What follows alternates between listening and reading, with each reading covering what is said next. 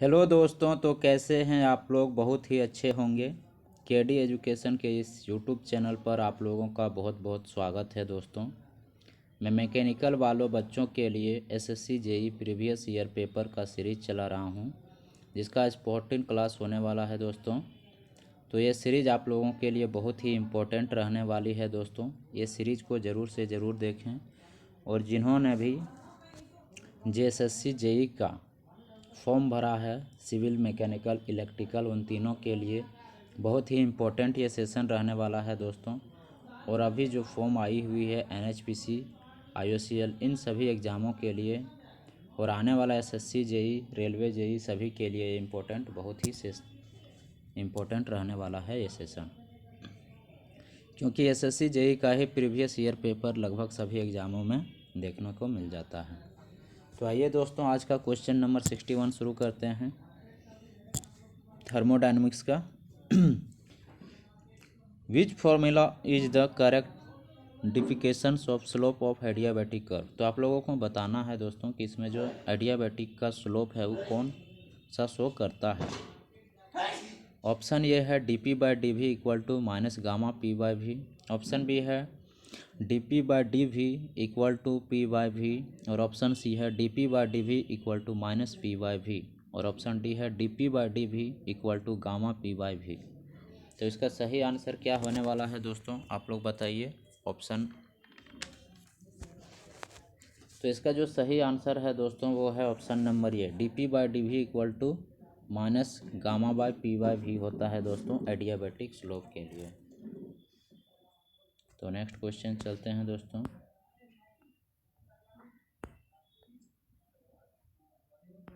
Question number 62। Which relation clearly depicts the absolute temperature absolute thermodynamic temperature scale. तो आप लोगों को बताना है दोस्तों कि एब्सोल्यूट थर्मोडायनेमिक्स टेम्परेचर स्केल कौन शो करता है। ऑप्शन ये है Q1/Q2 equal to T1/T2। Option B है Q2/Q1 equal to T1/T2। Option C है Q1/Q2 equal to T1/T2 and Q2/Q1 equal to T1/T2 both. और ऑप्शन डी है नन ऑफ दीज। तो इसका सही आंसर क्या है दोस्तों क्वेश्चन नंबर 62 का। Option number A, Q1/Q2 equal to T1/T2। Question number 63 दोस्तों। Which of the following is the other name of isentropic process. तो मैंने बताया था दोस्तों कि आइसेंट्रोपिक प्रोसेस का दूसरा नाम क्या है। ऑप्शन ए है reversible isothermal process. Option B है a reversible adiabatic process. Option C है ए रिवर्सिबल आइसोबारिक प्रोसेस। और ऑप्शन डी है ए रिवर्सिबल आइसोकोरिक प्रोसेस। तो आप लोगों को बताना है दोस्तों कि इसका दूसरा नाम क्या है। तो आइसेंट्रोपिक प्रोसेस का ही दूसरा नाम क्या है दोस्तों, ए रिवर्सिबल एडियाबैटिक प्रोसेस। तो option number B is correct answer. Question number 64 दोस्तों। What is the main characteristics of a quasi static process. तो क्वासी स्टैटिक प्रोसेस का मेन कैरेक्टरिस्टिक्स क्या है आप लोगों को बताना है दोस्तों। ऑप्शन ए है an infinite slow process. Option B है a random process. Option C है स्पॉन्टेनियस प्रोसेस। ऑप्शन डी है ए स्टेशनरी प्रोसेस। तो 64 का सही आंसर बताइए दोस्तों क्या होने वाला है। तो option number A is correct answer दोस्तों। तो क्वासी स्टैटिक प्रोसेस में क्या होता है दोस्तों, ये कोई प्रोसेस ए टू बी जा रहा है दोस्तों। इस प्रोसेस को फिर से हम लोग अगर रिवर्स करना चाहें तो बहुत ही slow, infinite slow slow slow slow करके हम फिर से पॉइंट बी पे बी से ये आ सकते हैं। तो इसी प्रोसेस को इनफाइनाइट स्लो प्रोसेस के ही द्वारा आते हैं। इसी प्रोसेस को क्वासी स्टैटिक प्रोसेस बोला जाता है। और ये डायग्राम पीवी डायग्राम आप समझ लीजिए दोस्तों, प्रेशर वॉल्यूम डायग्राम में ऐसा करते हैं। क्वेश्चन नंबर 65 दोस्तों। Zeroth law of thermodynamic states that. तो हम लोग जीरोथ लॉ ऑफ थर्मोडायनेमिक्स से क्या समझते हैं आप लोगों को बताना है। ऑप्शन ये है दोस्तों, two thermodynamic system are always in thermal equilibrium with each other. Option B है if two system are in thermal equilibrium then the third system will also be in thermal equilibrium. Option C है two systems not in thermal equilibrium with a third system will also not in thermal equilibrium with each other. Option D है when two systems are in thermal equilibrium with a third system they are in thermal equilibrium with each other। तो इसका सही answer क्या होने वाला है दोस्तों? Option number D. अगर दो सिस्टम दोस्तों ए और बी है, ये है और ए बी है, और ये तीसरा सिस्टम ऑप्शन सी है दोस्तों, ये तीनों कनेक्टेड हैं आपस में। तो बोला when two system are in thermal equilibrium, suppose कीजिए ए और बी थर्मल इक्विलिब्रियम में है विथ ये थर्ड सिस्टम, और बी और सी भी थर्मल इक्विलिब्रियम है, तो ऑटोमेटिक दोस्तों ए और सी भी थर्मल इक्विलिब्रियम में आ जाएगा। तो तीनों ही थर्मल इक्विलिब्रियम में, मतलब कि सबका टेम्परेचर दोस्तों क्या हो जाएगा? बराबर हो जाएगा। तो थर्मल इक्विलिब्रियम का मतलब टेम्परेचर बराबर होना चाहिए। क्वेश्चन नंबर 66 दोस्तों, enthalpy is an dash of A system and its unit is. तो आप लोगों को बताना है दोस्तों कि इंथाल्पी का एसआई यूनिट क्या होता है एवं इसको कौन सा प्रॉपर्टी बोला जाता है। ऑप्शन ए है एक्सटेंसिव प्रॉपर्टी एवं किलोजूल में मापते हैं। ऑप्शन बी है एक्सटेंसिव प्रॉपर्टी किलोजूल पर केजी। ऑप्शन सी है intensive property kilojoule. Option D है इंटेंसिव प्रॉपर्टी किलोजूल में। तो 66 का सही आंसर क्या होगा दोस्तों? इंथाल्पी तो आप लोग जानते हैं कि इंटेंसिव प्रॉपर्टी होता है और इसे मेजर किस में किया जाता है? किलोजूल में। तो option A is correct answer. Because इसमें किलो जूल दिया है तो बी हो नहीं सकता, इंटेंसिव प्रॉपर्टी है नहीं, इसीलिए सी और डी होगा नहीं। क्वेश्चन नंबर 67 दोस्तों,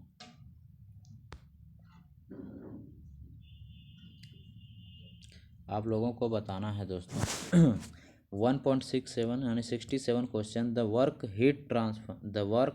heat transfer per degree of temperature change for a close system is given by del W by dt 1/20 kilo joule per degree centigrade and del Q by dt 1/10 kilo joule per degree centigrade. What is the change in internal energy as the temperature increases from 160 to 350 degree centigrade? तो आप लोग बताइए दोस्तों इसका सही answer क्या होगा? बताइए दोस्तों। ऑप्शन ए है 0, ऑप्शन बी है 9.5, ऑप्शन सी है 19, ऑप्शन डी है 20। तो इसका जो सही आंसर होने वाला है दोस्तों, मैं बता रहा हूँ, चेंज इन इंटरनल एनर्जी यानी डी यू इक्वल टू क्या होता है? del Q minus del W। तो del Q हो जाएगा दोस्तों 1/10 माइनस 1/20 इंटू हो जाएगा दोस्तों 350 माइनस 160। दोनों को कैलकुलेट करेंगे दोस्तों तो आएगा 1/20 इंटू 190।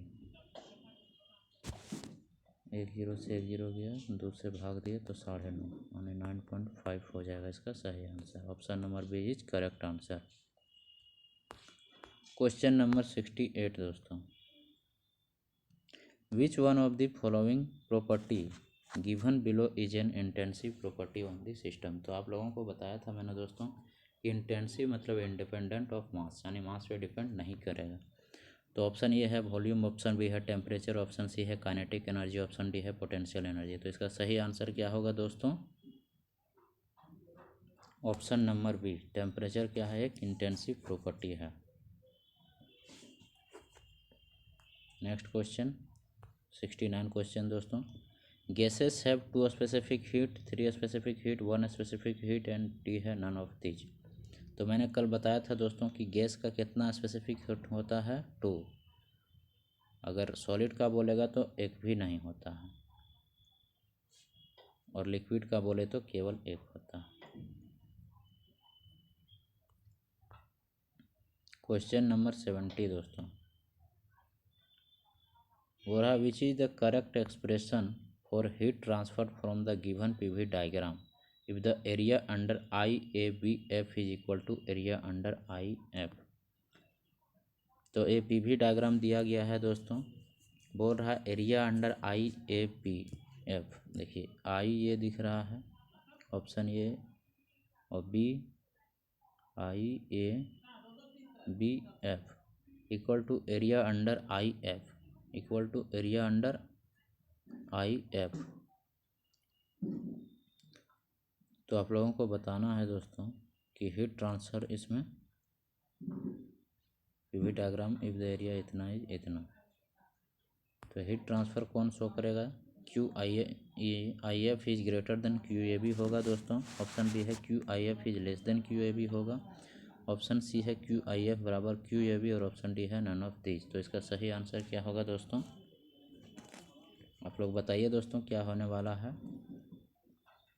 तो इसका जो सही आंसर है दोस्तों Q I F is less than Q A B होगा,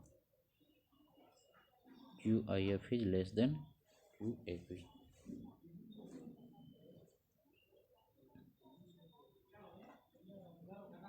क्वेश्चन नंबर 71 दोस्तों, which one of the following is the characteristic equation of real gas. तो रियल गैस का कैरेक्टरिस्टिक इक्वेशन बताना है। ऑप्शन ये है P plus A by V square into V minus B equal to R T. Option B है P minus A by V square into V minus B equal to R T. Option C है P V equal to R T, और D है P V equal to N R T. तो P plus A by V square V minus B equal to R T. 71 का जो option number है 71 का जो सही आंसर है option number A is correct answer. 72 दोस्तों, what is the effect of increasing pressure on the latent heat of steam. तो आप लोगों को बताना है दोस्तों कि क्या इफेक्ट पड़ेगा हम लोग अगर प्रेशर इंक्रीज करते रहें तो लेटेंट हीट ऑफ स्टीम पे। ऑप्शन ये है डिक्रीजेज, ऑप्शन बी है इंक्रीज, ऑप्शन सी है रिमेन सेम, ऑप्शन डी है बिहेव्स अनप्रिडिक्टेबली। तो 72 का सही आंसर क्या होगा दोस्तों, option A is correct answer. तो इसका प्रेशर इंक्रीज करने पे लेटेंट हीट ऑफ स्टीम पे क्या इफेक्ट पड़ेगा, डिक्रीज होगा।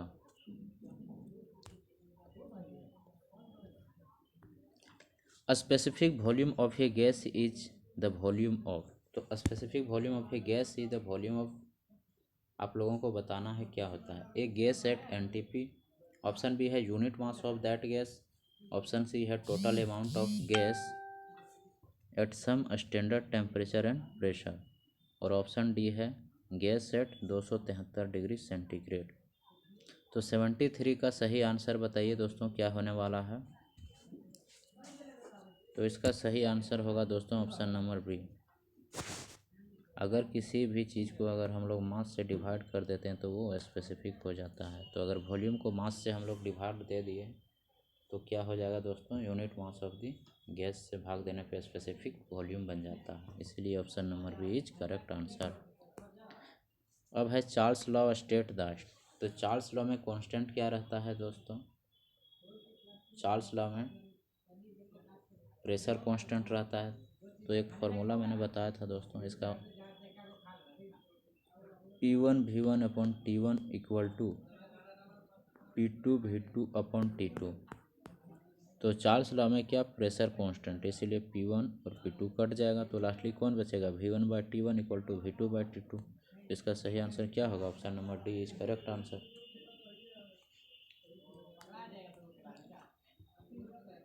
75 number question, the triple point on your TS diagram is. तो triple point on TS diagram क्या होता है दोस्तों, ऑप्शन ये है ए लाइन, ऑप्शन बी है ए पॉइंट, ऑप्शन सी है ट्रायंगल, ऑप्शन डी है नॉट प्रेजेंट। तो 75 का सही आंसर क्या होने वाला है दोस्तों, ए लाइन होता है। Triple point on TS diagram क्या होता है, एक लाइन होता है।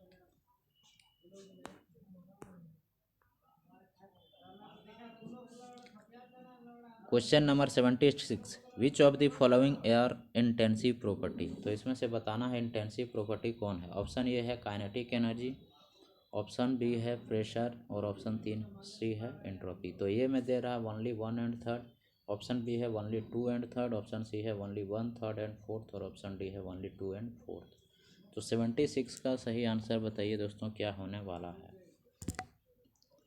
इंटेंसिव प्रॉपर्टी, तो इंटेंसिव प्रॉपर्टी में दोस्तों केवल और केवल प्रेशर आएगा दोस्तों इंट्रोपी और काइनेटिक एनर्जी, तो एक्सटेंसिव प्रॉपर्टी है, तो इसका सही आंसर क्या हो जाएगा दोस्तों? तो केवल 2 के साथ ये इस क्वेश्चन का आंसर गलत दिया हुआ है दोस्तों, ओनली बी सही होगा, ओनली 2, क्योंकि इंटेंसिव प्रॉपर्टी केवल और केवल प्रेशर है, काइनेटिक एनर्जी और एंट्रोपी एक्सटेंसिव प्रॉपर्टी है। इसका ऑप्शन से गलत दिया हुआ था sir. Question number 77, which of the following is not an extensive property? तो इसमें से बताना है एक्सटेंसिव प्रॉपर्टी कौन नहीं है। ये है इंथाल्पी, बी है एंट्रोपी, सी है स्पेसिफिक इंथाल्पी और डी है नन ऑफ दीज।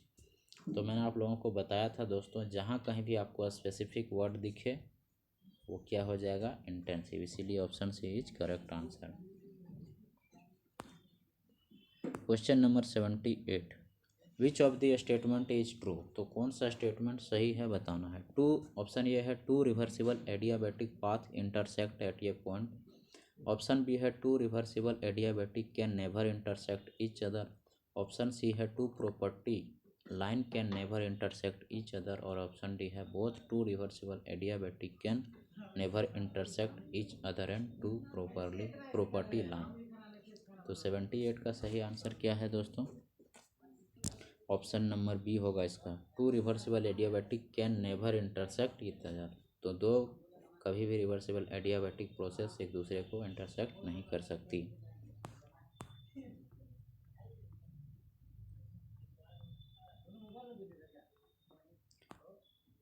अब नेक्स्ट स्टार्ट करते हैं दोस्तों, एनर्जी एंड एनर्जी इंटरेक्शन। इसका सेकंड चैप्टर है दोस्तों थर्मोडायनेमिक्स का। तो इसका क्वेश्चन नंबर फर्स्ट है, property of substance like pressure, temperature and density in the thermodynamic coordinates are. तो मैंने बताया था दोस्तों आप लोगों को, ऑप्शन ए दे रहा पाथ फंक्शन है, ऑप्शन बी है पॉइंट फंक्शन, ऑप्शन सी है साइक्लिक फंक्शन, ऑप्शन डी है रियल फंक्शन। तो मैंने बताया था आप लोगों को दोस्तों कि पाथ फंक्शन में केवल और केवल दो आते हैं, हीट एंड वर्क, और बाकी जितने भी प्रॉपर्टी आपको दिखेंगे डेंसिटी, टेम्परेचर, प्रेशर, वॉल्यूम, ये सभी कोऑर्डिनेट में क्या है? Point function. इसलिए सही आंसर क्या हो जाएगा दोस्तों? Option number B is correct answer.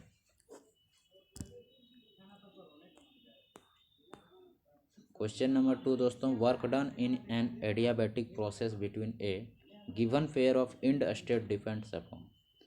Option A है the end state only, option B है particular adiabatic process, option C है the value of induction and option D है the value of heat transfer. तो इसका सही answer क्या होगा दोस्तों? Particular adiabatic process, option B हो जाएगा।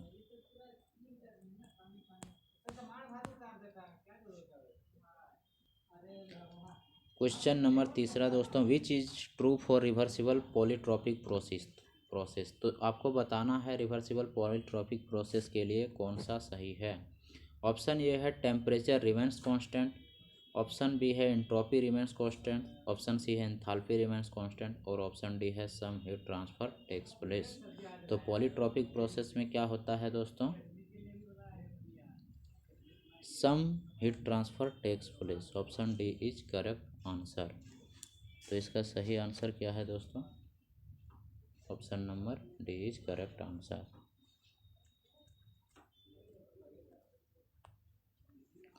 Question number 4, change in enthalpy in a close system is equal to heat transfer if the reversible process takes place at constant. तो हम लोग क्या कांस्टेंट रखेंगे दोस्तों कि रिवर्सिबल प्रोसेस में जो एंथैल्पी है क्लोज सिस्टम का इक्वल हो जाएगा हीट ट्रांसफ़र का। मतलब दोस्तों कि QS heat transfer is equal to आपका change in enthalpy del H के बराबर हो जाएगा। तो ऐसा कब होता है दोस्तों? जब हम लोग प्रेशर को क्या कर देंगे? कांस्टेंट कर देंगे। तो option number A is correct answer. तो हीट ट्रांसफ़र इक्वल टू क्या हो जाएगा दोस्तों? कांस्टेंट प्रेशर कर देने पे change in enthalpy close system में हीट ट्रांसफ़र के इक्वल हो जाता है। Question number 5, heat and work are, option A है पॉइंट फंक्शन, ऑप्शन बी है सिस्टम प्रॉपर्टी, ऑप्शन सी है पाथ फंक्शन, ऑप्शन डी है इंटेंसिव प्रॉपर्टी। तो मैंने आप लोगों को पहले ही बता चुका हूं दोस्तों कि इसका सही आंसर क्या होगा? Path function, option number C is correct answer. Question number 6, the work done in the expansion of a gas from volume V1 to V2 under constant pressure P equal to. तो work done का formula होता है दोस्तों P into V2 by V1। तो इसका सही answer क्या हो जाएगा दोस्तों, P into V2 by V1 कहाँ पे आपको दिख रहा है? ऑप्शन ए है 0, ऑप्शन बी है P into V2 by V1, option C है P into V2 plus V1 और ऑप्शन डी है P2 V2 बाई V1। तो इसका सही आंसर क्या होगा दोस्तों, work done in constant pressure process P into V2 by V1। Option B is correct answer. ये सारे क्वेश्चंस आपको JSSC JEE में देखने को मिलेंगे दोस्तों, तो प्लीज़ इस क्वेश्चंस को सभी को करके जाएं अच्छे तरीके से। आप एक बार ज़रूर से ज़रूर वीडियो को देखें। Question number 7, which of the following entities is not a thermodynamic property. तो आप लोगों को बताना है दोस्तों इसमें से कौन एक थर्मोडायनेमिक प्रॉपर्टी नहीं है। ऑप्शन ए है टेम्परेचर, ऑप्शन बी है स्पेसिफिक वॉल्यूम, ऑप्शन सी है हीट, ऑप्शन डी है प्रेशर। तो इसका सही आंसर क्या होने वाला है दोस्तों, हीट। हीट क्या है दोस्तों, पाथ फंक्शन है, प्रॉपर्टी नहीं है। प्रॉपर्टी जितने हैं वो पॉइंट फंक्शन होते हैं और हीट एंड वर्क दोनों ही पॉइंट फंक्शन नहीं है, पाथ फंक्शन, इसीलिए ये थर्मोडायनेमिक प्रॉपर्टी नहीं है। क्वेश्चन नंबर 8 दोस्तों, एक सेकंड दोस्तों, which of the following is a path function quantity is. तो आप लोगों को बताना है इसमें से पाथ फंक्शन कौन है। ऑप्शन ए है टेम्परेचर, ऑप्शन बी है वर्क डन, ऑप्शन सी है प्रेशर, ऑप्शन डी है एंथैल्पी। तो इसका सही आंसर क्या है दोस्तों, मैंने अभी अभी बताया कि हीट एवं वर्क को छोड़ के सारे पॉइंट फंक्शन है, तो पाथ फंक्शन में दो ही याद रखना है, आपको रट लेना है दोस्तों।